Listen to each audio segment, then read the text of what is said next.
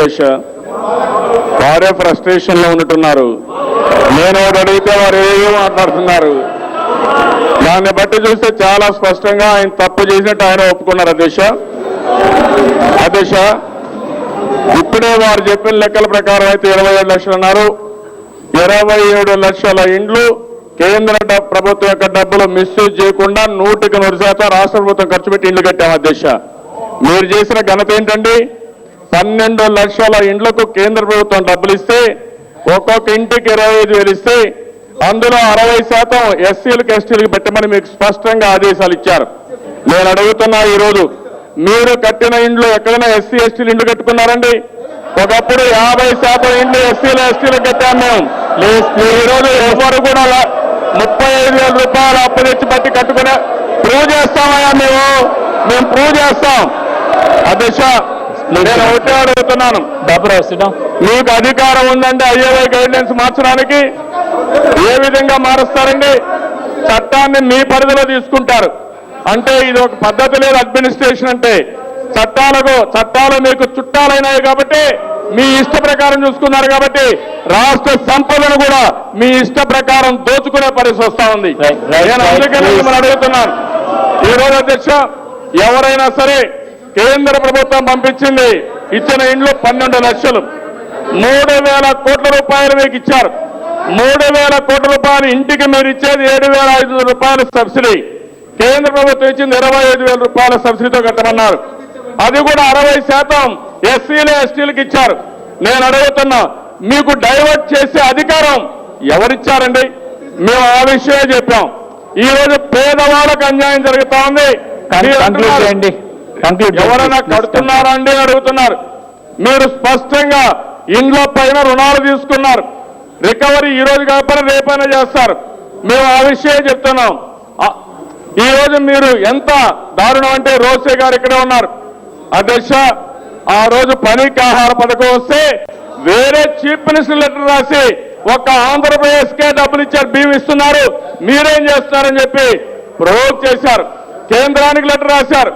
కడాన అధ్యక్ష గ్యాస్ ఇస్తా ఉంటే ఆంధ్రప్రదేశ్కే గ్యాస్ అలొకేషన్ ఇస్తున్నారు, వంట గ్యాస్ సిలిండర్ ఇస్తున్నారని లెటర్ రాశారు. మీ ఎంపీ అయితే ఆ రోజు కేంద్రంలో ఉండే మంత్రి ఇంటికి పోయి ధర్నా చేశారు. ఈ విషయాలు అప్పుడే మర్చిపోతున్నారు. ఎవరి డబ్బులు అధ్యక్ష? ఇది కేంద్ర డబ్బులు, ప్రజల డబ్బులు, ప్రజలు ట్యాక్సుల రూపాయన కడితే మీరు ఇల్లు వేస్తున్నారు. మీరు కట్టిన ఇళ్లకు 3 రంగులు కలర్ వేసుకున్న నీచానికి మీరు దిగిపోయారు. అదే మేము ఆ రోజు వేసుకోలేదు, పేరు పెట్టలేదు, కాంగ్రెస్ గుర్తు వేసుకొని 3 రంగులు కాంగ్రెస్ కలర్ వేసుకొని మీరు ఇల్లు కడుతున్నారు. అందుకని అధ్యక్ష నేను అవన్నీ పోవడం లేదు. డిమాండ్స్ నేను ఒకటే అడుగుతున్నాను, మీరు కేంద్ర ప్రభుత్వం నుంచి వచ్చిన నిధుల్ని ఎస్సీలకు ఎస్టీలకు ఇవ్వకుండా, పూర్తి సబ్సిడీ ఇవ్వకుండా మీరు నిర్లక్ష్యం చేశారు. డైవర్ట్ చేశారు. రెండోది, మీరు ఇండ్లు అన్నారు, చాలా అవకతవకలున్నాయి. మేము నిరూపిస్తాం. 46 లక్షలు కాదు, అసలు 20 లక్షలు కూడా ఇంట్లో మీరు కట్టలేదు. మొత్తం దుర్వినియోగమని మేము ప్రూవ్ చేస్తాం. హౌస్ కమిటీ వేయండి, మీరు బేసి చాలొద్దు, హౌస్ కమిటీ వేయండి. మాకేం బాధ లేదు. రాజశేఖర రెడ్డి గారు మీరు 2వ ముఖ్యమంత్రి అయ్యారు, చాలా సంతోషం. 3వసారి ఇంటికి పంపిస్తారు. 3వసారి ఇంటికి కాదు, బయట కూడా పోలేరు. మీరు చేసిన అన్యాయాలు, అరాచకాలు, అవినీతి అన్ని కూడా బయటపడుతున్నాయి. అధ్యక్ష మాకేం బాధలేదు. మాటికి మేమేదో బాధపడుతూ ఉంటున్నారు.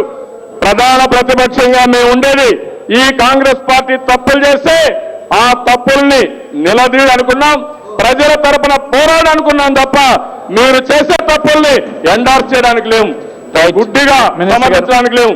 మీరు మంచి చేయండి, మేము మంచి అంటాం. మీరు చెడ్డ చేస్తే మాత్రం మిమ్మల్ని నిలదీస్తాం. మీరు ఐఏఐలో ఫండ్స్ అన్ని డైవర్ట్ చేశారు. ఇంకో పక్క మీరు చూస్తే మీ కార్యకర్తలకి ఇవన్నీ దోచిపెట్టడానికి ఉపయోగపడ్డారు తప్ప ఇంకోటి కాదు. మాట్లాడుతున్నాం మీరు డబ్బులు డైవర్ట్ చేశారు ఐఏఐ కిందంటే మీరు సబ్జెక్ట్ డివియేట్ చేస్తున్నారు. ఇది మంచిది కాదు. ఇప్పుడు మళ్ళా వేస్తారు, ఒక అర్ధగంట మమ్మల్ని తిడతారు. మీరు తిట్టండి, మాకేం బాధ లేదు. మీరు తిట్టినా సరే ఈ రోజు మేము ఒకటి అడుగుతున్నాం, మేము ఐఏఐ అడిగితే దయాకర్ రావుకి సీఎం రిలీఫ్ ఇచ్చారని మాట్లాడుతున్నారు. ఏంటంటే మీ సొంత డబ్బులు ఉండేవి, ఎవరికి ఇచ్చారండి? అందులో కూడా అవినీతి జరుగుతా ఉంది. ఇలాంటివి చేస్తూ సబ్జెక్ట్ డైవర్ట్ చేయొద్దండి. మీరు ఐఏఓ గురించి మాట్లాడండి, మేము వింటాం.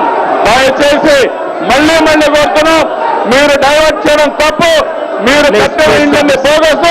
దీనిపైన హౌస్ కమిటీ ఏమని మరొకసారి ముఖ్యమంత్రిని డిమాండ్ చేస్తున్నారు.